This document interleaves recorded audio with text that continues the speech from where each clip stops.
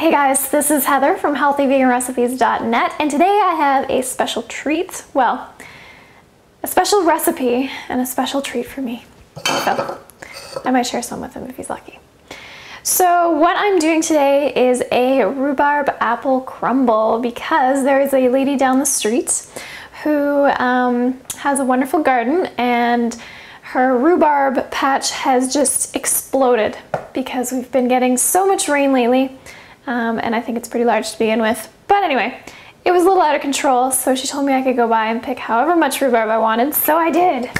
And I've got a bunch of it here now, and I'm gonna combine it with some apples and make a very simple and healthy crumble. If you want to skip ahead to the recipe, I will post it over at healthyveganrecipes.net.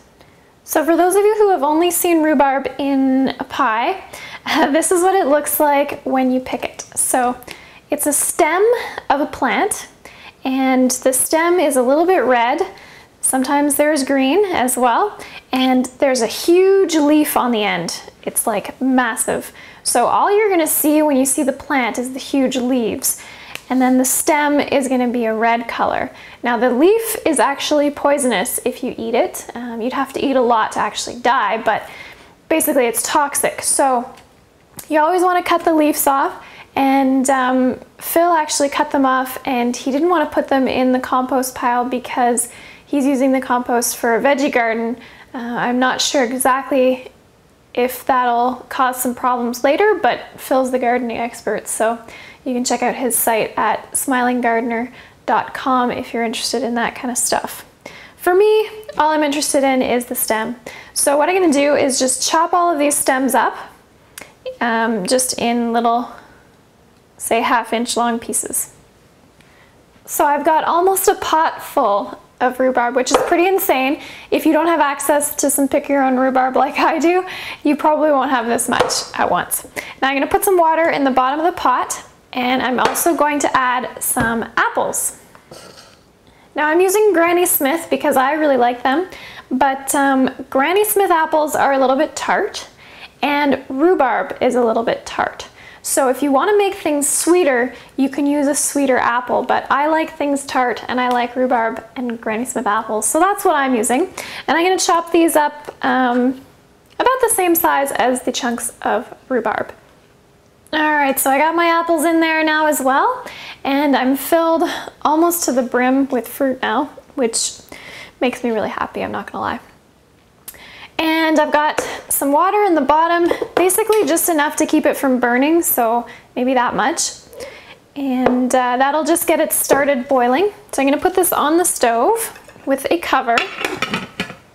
So I've got that back on the stove, and I'm going to bring it to a boil and then turn it down to simmer because I don't want the fruit to burn. And that will shrink down in volume. And at that point, I'll be able to stir in my seasonings, so at least I hope it's going to shrink down a little bit. Otherwise, I might have to transfer it to a bowl to get my seasonings in. Anyway, the reason I'm doing this on the stove is that it gives you more control over cooking the fruit. And I don't know if any of you have noticed, but when you make a crumble, you start out with a whole ton of fruit, and then you get it in the oven and it all kind of shrinks down, and you're left with just a small thing. So if you cook it first, you can really pack the fruit in there, and I like a big crumble, so that's what I do. It also takes less time overall. It's more time standing in the kitchen because you've got to cook that and then put it in a pan and put it in the oven, but overall it's quicker to boil it and then put it in the oven. If you do want to do it all in one step, what you do is just take your fruit, put it in a baking dish, get a little bit of water in there because you still want the fruit to steam and boil a little bit rather than just bake, because it'll just all dry out. And then you'll mix all of the stuff in that I'm going to show you after, put the crumble on top, and pop it in the oven. The other reason I am doing this separately on the stove is that, I don't know if you noticed, but I have a lot of rhubarb. And if I wanted to put this all in a crumble, it would be a lot of crumble. And what I want to do is keep some of this separate as just a jam or a compote. A compote is like a thicker, chunkier kind of jam, so I'm not going to worry about it being super smooth.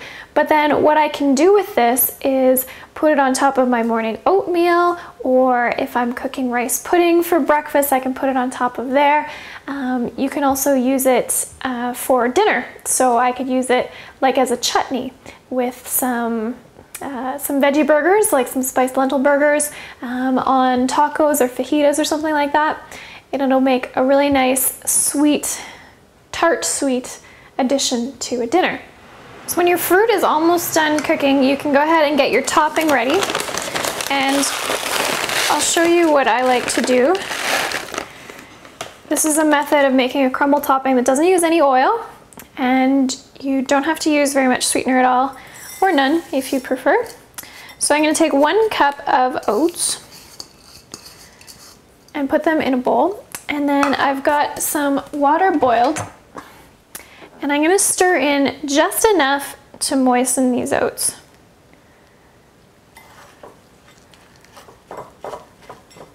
They are going to absorb all this water, they're going to get soft and swell, and they will be a nice base for our crumble topping.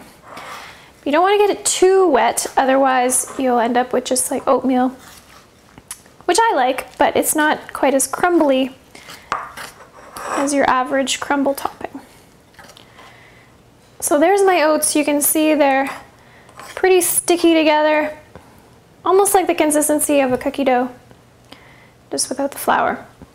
And now these are quick oats, meaning they've been steamed twice before they get to me, which is not usually how I like to buy my oats, but they were the only organic ones I could find.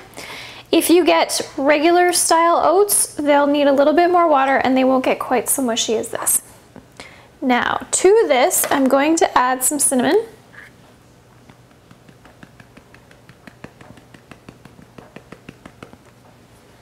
Just a little bit.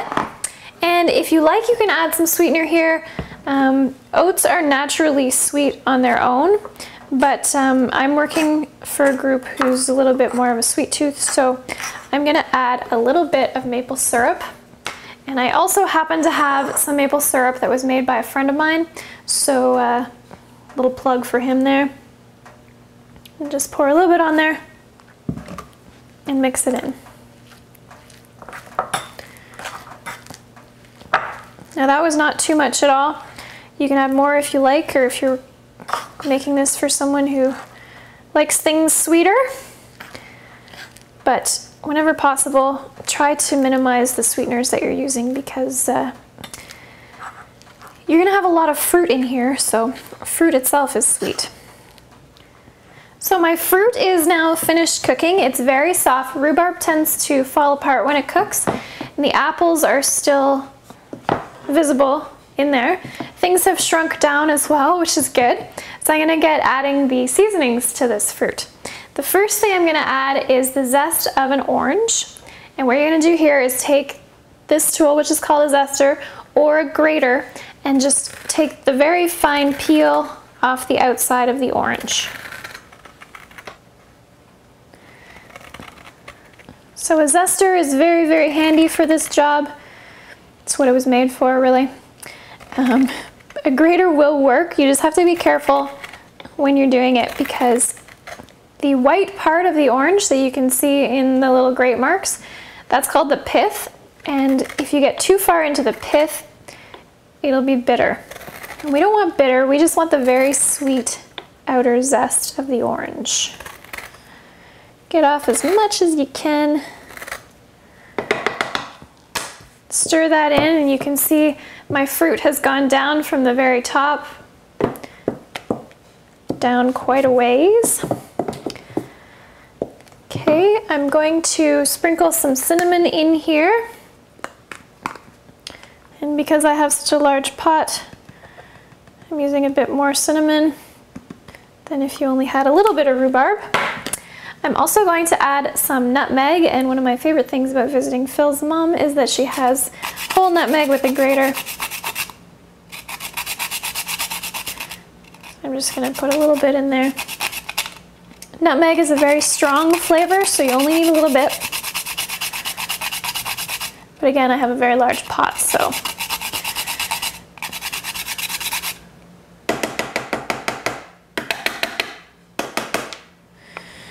All right, now, rhubarb is not sweet on its own. So the apples are in there to sweeten things up, but you're also probably gonna need some sugar. You can take a taste now to see where it's at, but I already tasted mine and it is not sweet yet. So I'm gonna have to add some maple syrup. You can also add any other kind of unrefined sugar you like. But like I said, I have this maple syrup that my friend made. See if I can get a good shot, a money shot there. It's good stuff, so I'm gonna put some of this in here. And again, big pot, so that looked like a lot going in. I always get nervous when I have to put large quantities of sugar or oil or anything into things, even when it's a big batch. Makes me nervous. So give it a stir and give it a taste, and you can just add as much as you need and taste as you go. All right, so I had to add some more maple syrup, much as I didn't want to, but I have to remind myself it's a big pot. This is like twice as much as what you would normally make for one crisp.